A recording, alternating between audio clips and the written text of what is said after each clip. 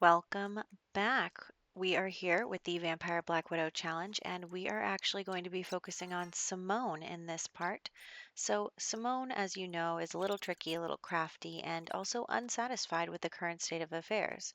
So, what is going to happen is, she's just kind of lamenting to her sister about the life they have to live while Luna gets married. And so, Simone's just kind of saying to Maddie, how come it has to be this way? Why can't we live? Why can't, we have families and they get to stay around and all that stuff? Maddie just kind of says that's the way it is. And, then Simone gets a little grudge against Maddie for that because Maddie is, like I said, very obedient, very does what mom says. And Simone is kind of not really like that. She is, pushing back a little against what is going on in their lives. So, that is where this conversation is going. And Maddie just kind of apologizes to placate her. Like, I know it stinks. Like, that's just, you know, I know it stinks, but what can we do about it? Mom is so powerful. She's so much more powerful than we are. And it's, there's nothing we can do about it. And, Maddie makes sure to tell her if you're going to try and go against mom, you have to know that I'm not going to take your side. I'm going to take her side. Also, where did one of my pictures go?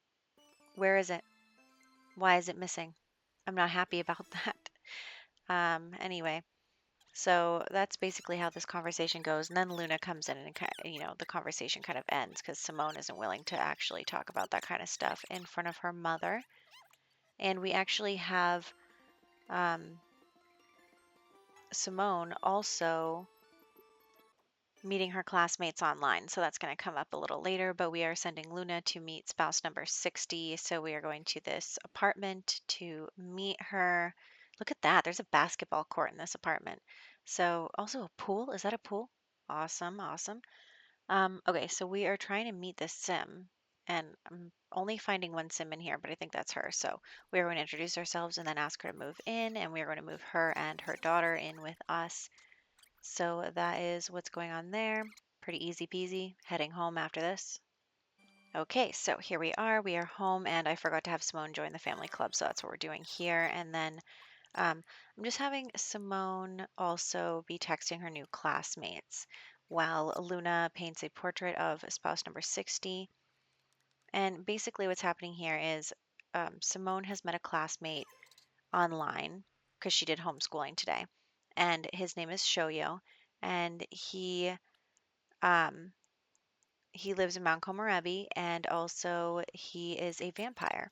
So those are, that's something they have in common. They're both vampires, and she was like, "Oh wow, Mount Komorebi, like it could be, good to make a friend there because that's the last place my mother is going to, you know, find Sims at. So if I want to make friends or maybe have a spouse or do something with my life, then that could be a good option. She's just kind of thinking of, her future, where her future is going to go, what it could mean for her, because she's going to decide while she's a teenager in order to prevent her mother from stepping in and taking any adults. So Luna is now having the baby. Honestly, I have no idea who the father is. And also, I downloaded poses. So I'm trying that for the first time. I'm just kind of fiddling around with it a bit in in this part. I don't really know what I'm doing. They just end up all over the place, but um, we're just going to do that and also so that we have some good pictures at the end. But we are having Simone be texting with Shoyo, and she actually goes over to this family portrait a lot, and I feel like she thinks a lot about, family and all that. And the new baby is a girl, and her name is Nikki. So hello, Nikki. And so, yeah, Simone is just kind of getting closer to her classmate, thinking maybe, they could have something. Also, spouse number 60 did a little something in Simone's bed, which is gross. Um, but yes, I did give Simone Frederick's old room, so that's what we're going with. And then I'm attempting to do pose stuff, and I don't know how, so we're just winging it. I wanted a nice family picture, can't figure it out, just have no idea what I'm doing. But um, so basically, Simone is, texting with Shoyo and doesn't really have an idea for how she's going to get out of the situation that she's in. So that's what's going on here. The only people that looked good in this picture were Maddie and Nikki. Um, So then we are going to have Luna start to schmooze and flirt with espouse number 60. They are already very close. And, I don't know why they have to do it in Simone's room, but that's where they go. And so we're just going to do that a little bit and then have, what's his name, catch them. So here he comes. I don't think that was your baby, dude. Why are you so happy? So he actually is still in preparental panic for some reason. But that's fine. He's about to be jealous in 2 seconds. Oh, he even goes and slaps Luna. He's so unhappy. So Maddie is checking out the money trees. And we're not finished with this painting. So I'm going to have Luna go downstairs and finish that. We also need to get a painting of the teenager, but that's not a right now us problem. So Shoyo and Simone are getting much closer, and that will come up in a second. We just want to get the portrait for her going. But just kind of imagine that all this is happening in the background. So we also are trying to get Luna to be flirting with her number 60 because their romance isn't that close yet. So then we're going to get a picture of this girl. We're going to have Maddie do it. And Simone is doing her homework. Simone's pretty diligent, actually.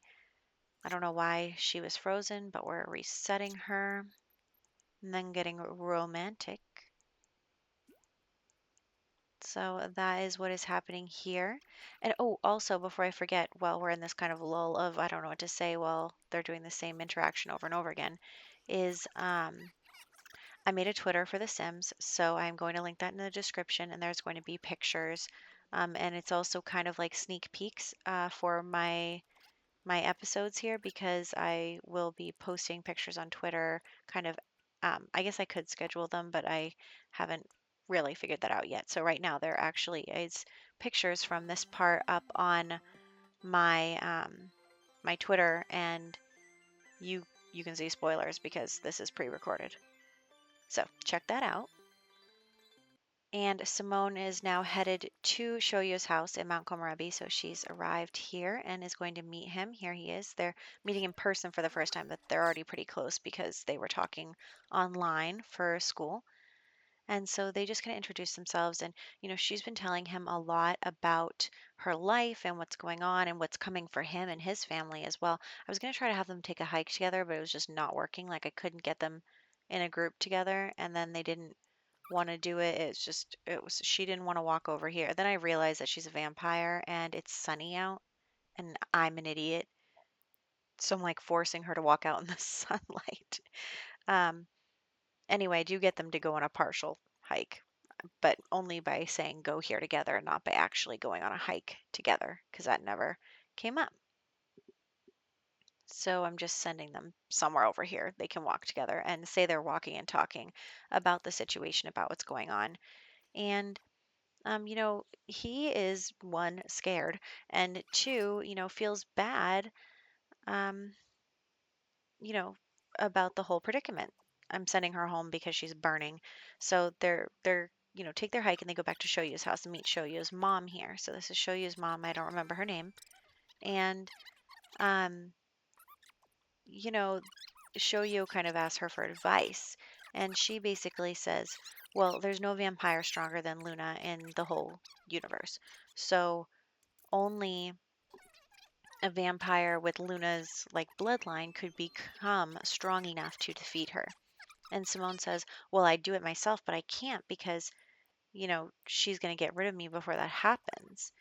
And they're just kind of like, "Well, could you run away?" And she's like, "I wouldn't get away for that long. Like it takes years and years, and like Luna's been training for generations, and it's not that easy. Like it's not going to be easy to defeat her." And Simone doesn't know what to do. So she's not really sure how she can resolve this problem. She thinks about running away to Mount Komorebi, but Luna will be there, not too long in the future, and she won't be ready. So Simone just kind of comes home and goes to her room and laments, the situation. And, she feels bad now because she's made some friends at school and stuff, and she knows that her mother's going to kill them all. So then I'm trying to make her lounge on the couch, and it's just really not working because these couches are too big. I don't know what the problem is. I click sofa instead of love seat, and still it's not the right size. I don't know. I gotta move the night somewhere else because she's floating on air here. Just imagine I know what I'm doing. So anyway, we have Luna about to get rid of spouse number 59. So they are both going to come to the basement here. And I'm telling you, she looks so proud of herself. After she does it, she looks so proud of herself. So here we go. We are saying goodbye to this guy. I was trying to get a picture, but then the death-like camera move happened and ruined my chances. So whatever. And here we go. Like, look at her. She's got her hands on her hips. She's feeling good. And then she's just going to sit here and stare at her urns and talk to number 60. So, Simone still doesn't know what she's going to do. The butler is reading to the toddler, which is super cute. Our butler, I think, is a vampire this time. I know I said that last time about our butler, but I really think he's a vampire this time. And so that'll be good because he won't die like the last one. So we are then going to move the urn over here. I'm going to have Simone release the spirit. And, she just kind of is a little bitter about everything. Like, she doesn't feel good about, all of these dead people. And she's, feeling rebellious. And also, I wanted to move that because I just felt like it was in my way all the time. Um, so she's feeling rebellious. Luna is just here staring at her masterpieces, I guess. And then we're also going to have Simone have to be the one who gets rid of the other teenager. And then also, it was about 2 days out from Nikki aging up. So we just aged her up, but nobody wants to stay where I tell them to go. And then the baby wants to come down here. And I'm like, no, no, no, go over there. So we're having Simone kind of try and shield her little sister from the violence as long as possible. So Simone takes care of that. And then um, I'm trying out another pose because I was like, oh, maybe she'll just like sit around and wait for the Grim Reaper to come. But I don't know what I'm doing with the poses yet. Maybe one day I'll be a master at it, but that day is not today.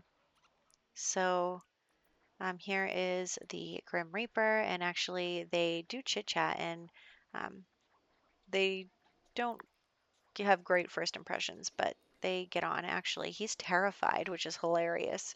I mean, I know that's because of the mod, but the fact that the Grim Reaper is scared to come to this house, is scared of these family members because they've killed so many people. Also, Simone kind of like looks and she sees her own portrait there, and she knows that that's where her urn is going to go, and it's really hard for her. So she knows that she's not going to be able to do it herself. She's not going to be able to stop all of this, and maybe she can't stop it from happening in the first place.